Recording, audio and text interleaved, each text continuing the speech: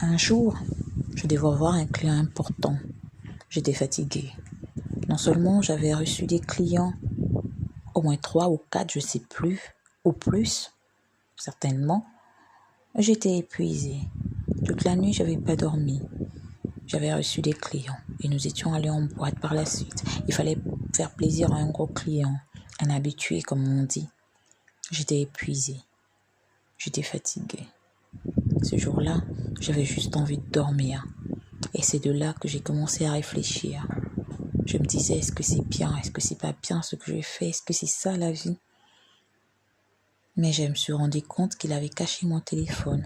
Que j'avais un téléphone, mais c'était un prépayé. Et dans le prépayé, je n'avais pas le numéro de mes parents. Je ne pouvais pas le contacter. Je pouvais contacter personne. Ce matin-là, j'ai essayé de dormir et il me réveille. Il me dit, il faut qu'on aille en Belgique. Parce que j'avais dit que je ne travaillais plus. J'étais fatiguée. Que je voulais repartir chez mes parents.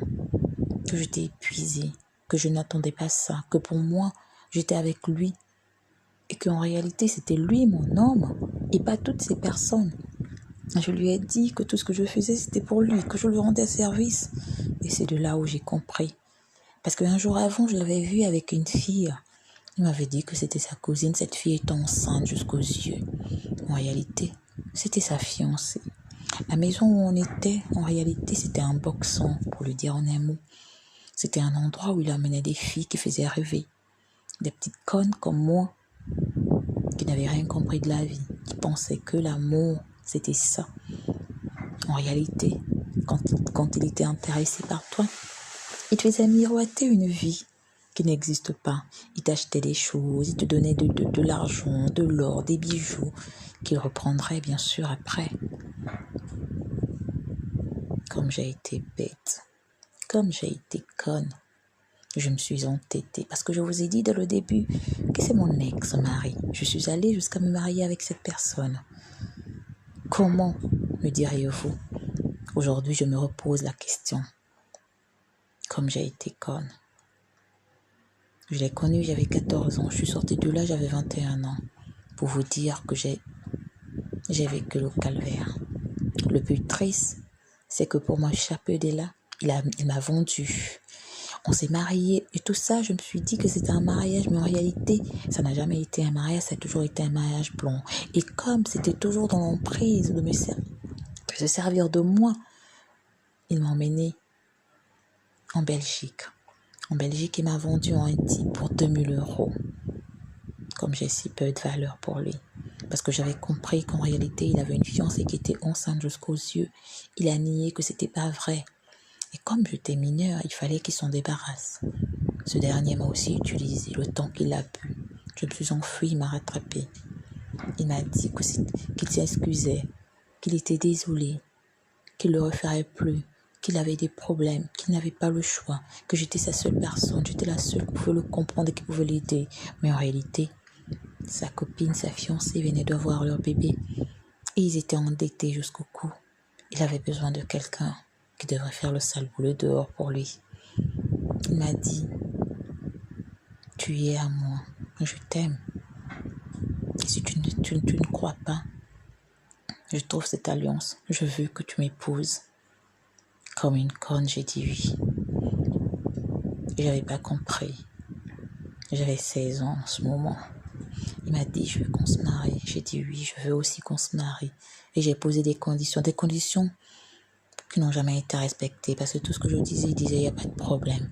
Mais il m'a posé une seule condition. Mais je n'avais pas compris en ce moment-là que c'était une condition.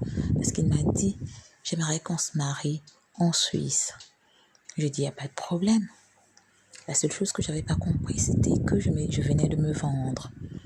Je venais de m'exposer en Suisse. On s'était mariés en Suisse. Un mariage qui n'avait aucun sens. Parce qu'en Suisse, c'est le haut réseau. En Suisse, j'étais comme une marchandise exposée à toutes les personnes qui passent. En France, en Belgique, j'étais encore traitée comme un être humain. Mais ensuite, j'étais une chienne. Je n'étais rien. J'étais une poule pondeuse. Je devais juste amasser de l'argent. Je n'avais pas de jour de repos. Je travaillais sans cesse. Je ne voyais jamais des sous. Ah oui, en Suisse, j'avais un bel appartement. Quand je suis arrivée, j'ai dit oui. Il a compris. J'avais 16 ans. J'avais la majorité sexuelle. Et même là, mes parents ne pouvaient plus rien me dire. Entre-temps, quand j'étais en Belgique, j'avais appelé mon père pour qu'il vienne me chercher. Ils sont venus me chercher, on nous a déplacés, ils ne m'avaient pas trouvé. Et après, je leur ai rappelé pour lui dire que ça va, que je me porte bien, que je voulais juste avoir de leurs nouvelles. Ça faisait 2 ans, je n'avais pas vu mes parents. Ça faisait 2 ans, mes parents pleuraient jour et nuit. Et moi, je continuais à me la couler douce, ou de moins ce qu'ils pensaient. En Suisse, j'ai été installée dans un bel appartement, dans un quartier chic. Pour ne pas attirer l'attention, j'avais compris ça plus tard, pour dire, dans un quartier chic au milieu des entreprises. Mais c'était mal connaître ce type. En réalité, tous ces grands patrons, ces grands cols blancs, ils passaient par chez moi le midi, ils passaient par chez moi l'après-midi, ils passaient par chez moi. Je suis malheureuse aujourd'hui, comme j'ai été bête.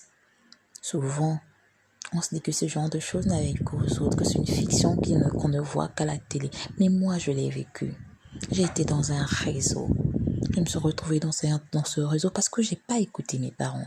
Parce que je me suis dit que mes parents ne voulaient pas me laisser vivre la vie que je voulais. Mais en réalité, mes parents n'ont fait que me protéger. Mes parents n'ont fait que me protéger. Et jusqu'à présent, je suis restée dans ce réseau de 14 ans à 21 ans. Et maintenant, il me faisait le chantage. À chaque fois que je voulais partir, il pleurait, il se mettait à genoux, il dit on est mariés de toutes les façons. En réalité, on n'avait jamais été mariés. C'est plus tard que je l'aurais su. Mon ex-faux mari. Comme j'ai été conne. Comme j'ai été bête.